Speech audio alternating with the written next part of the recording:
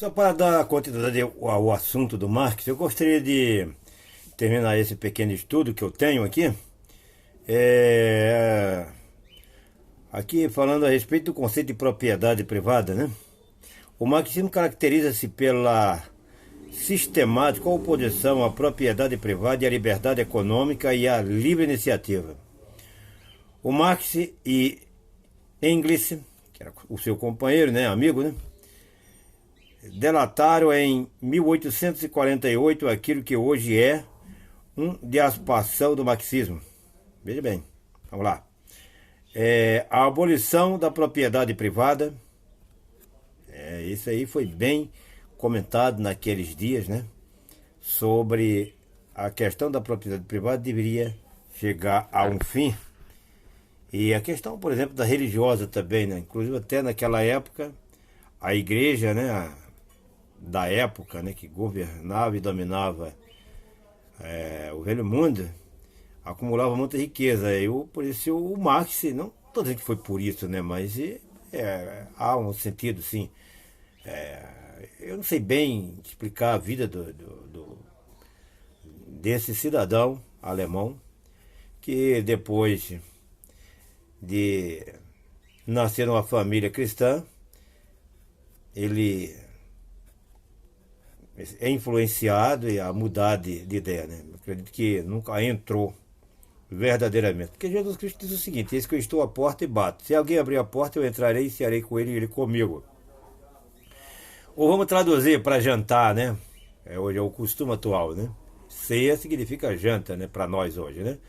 Então Jesus Cristo está à porta. Se alguém bate, ele vai entrar, convidá-lo, né? Então você precisa de convidar para que Yeshua entre em você e esteja em você o Espírito dele. Ele disse também lá em João 15, né? O capítulo 15, João 14,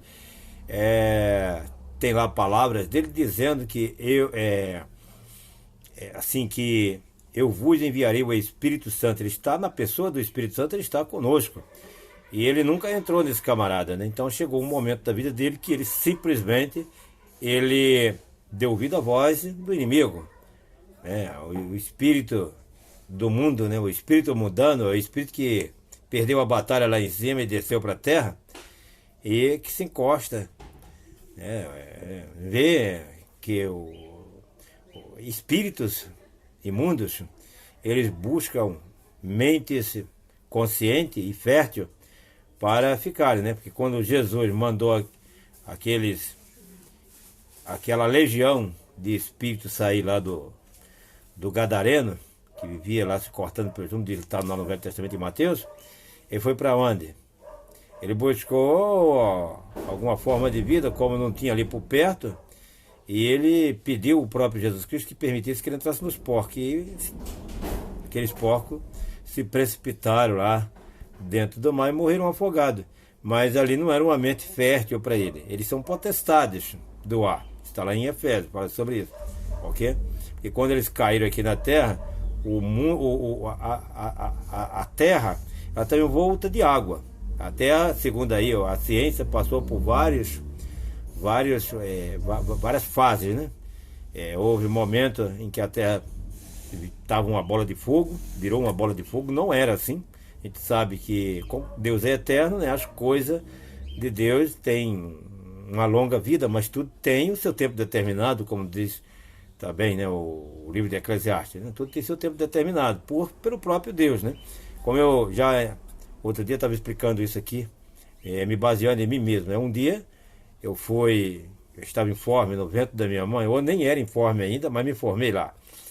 Depois que eu saí de lá, eu me tornei bebê. De bebê, passei a ser criança grande, andando, brincando. Depois de brincando, houve um tempo que eu já era um adolescente.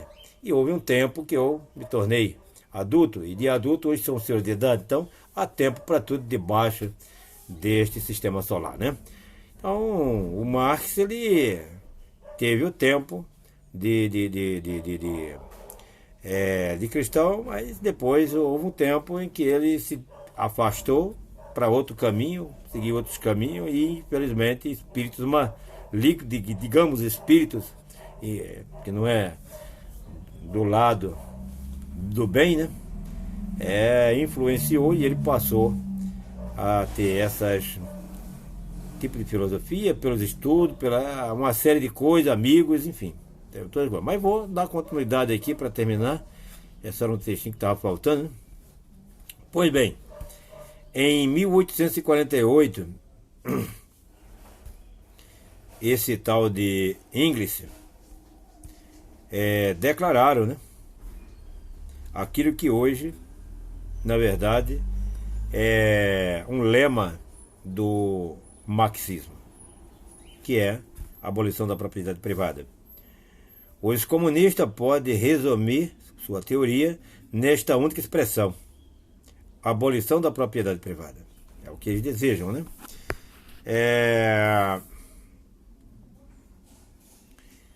Deste modo, o alvo marxista que toda propriedade, eles querem que toda propriedade, né, seja administrada pelo Estado, entre parênteses, né, claro, né, o Estado comunista, né, fecha parênteses. Pois é, a gente observa que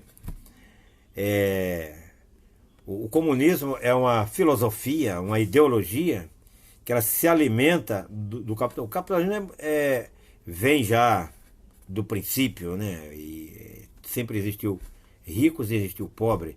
E eu gosto do capitalismo, mesmo eu sendo pobre. Eu gosto do capitalismo, porque ainda nesta idade eu sinto que hoje, pela internet, se eu aprender a mexer nas ferramentas da internet, eu posso enricar. Isso é capitalismo. Mas no comunismo não tem jeito, vira Cuba. As pessoas saem de lá e vêm para cá, se tornam em outubro, ganham dinheiro, fica bem de vida. E eu vejo pessoas que só falam de comida, porque ela não tem. Aí vem, quando na escola, quando eu estudava, diziam que era o bloqueio americano. Ó, meu amigo, que bloqueio americano que nada, né? Eles têm condição hoje, com esse governo cubano, eles têm condição hoje de dar comida ao povo. Mas não dão comida. O pessoal esse dia estava de greve lá porque falta comida. Hoje, com o mundo da internet, tem pessoas que vai daqui para lá mostrando, não no sentido político, né? E os próprios cubanos que vêm para cá falam como é que é. É uma vergonha isso. Então o comunismo não é uma coisa que funciona para eles, né? Funciona para eles. É comunismo. O que significa comunismo? A palavra comum. É um substantivo derivado de comum. Mas acontece que quem está lá no Estado, tem o poder na mão, não é tão comum quanto o povo, né? A palavra socialismo, que vem de social, seria para ser todo mundo igual. Eu lembro que uma vez falaram uma frase para mim, puxa, não vou falar o nome do tal, né? Um presidente que já não existe, já faleceu, né? Ele anda fardado, com a farda militar no meio do povo. Mas naquele tempo não tinha internet, a gente não tinha informação, não conhecia nada, só tinha que ficar vendo aí Jornal Nacional e quando via, tem nem que só desinforma. Então eu dizia, poxa, interessante, eu ficava assim, né, cara? Nunca pensava que o cara poderia ser rico, né? Estou lembrando aqui do Nicolau Ceausescu, era presidente da Romênia, né? Me parece que foi um dos últimos redutos do comunismo a cair na Europa. Por ver lá, o cara tinha pias de prata com torneira de ouro, pô. Então é comunismo para ele e capitalismo para ele, comunismo para o povo. Não dá, né, cara? Vamos lá. Deste modo, o alvo marxista é que toda a propriedade deve ser administrada pelo Estado, né? Eu já falei sobre isso, né? Até coloquei parente, que é o Estado comunista, né? Então, no que diz respeito às necessidades individuais, a gente ficamos sem... o povo fica assim, tem lugar por aí, país que tem papel higiênico, tem, então é um absurdo, né? Isto acarreta um totalitarismo absoluto em que o indivíduo fica absorvido pela coletividade. Não dá, né, meu amigo? Não dá, né? É muito complicado, né? Então, quem quiser ter melhor noção na diferença entre democracia e marxismo, terá que ver como os países marxistas encaram as 4 liberdades fundamentais do homem. Letra A, liberdade individual, ou seja, liberdade de ir e vir, de morar onde quiser. Letra B, liberdade de pensamento, isto é, não sofrer qualquer tipo de patrulhamento ideológico como sofrem os cidadãos de países comunistas. Letra C, liberdade de reunião. E letra D, liberdade religiosa. Então, nos países comunistas, isso não existe. E a gente sabe que o mundo hoje está caminhando para um totalitarismo terrível, né? É uma coisa, eu acho que cada dia que passa tem ficado pior. A gente sabe que talvez até demore mais um pouquinho, mas eu acredito, pelo que eu já pesquisei, já estudei, já ouvi produtores de conteúdo falando, né? Eu acredito que futuramente esses blocos comerciais, como o Brink e outros, isso tudo vai acabar. Mas é o que eles querem lá no Foro de Davos, isso mesmo, né? Aí já falam abertamente que o mundo tem que ter um indivíduo governando. Agora ninguém sabe quem será esse cara aí que vai governar. E a ideologia dele, terrível, né? Não vou entrar nesse assunto. Mas vai ficar, assunto para outra hora.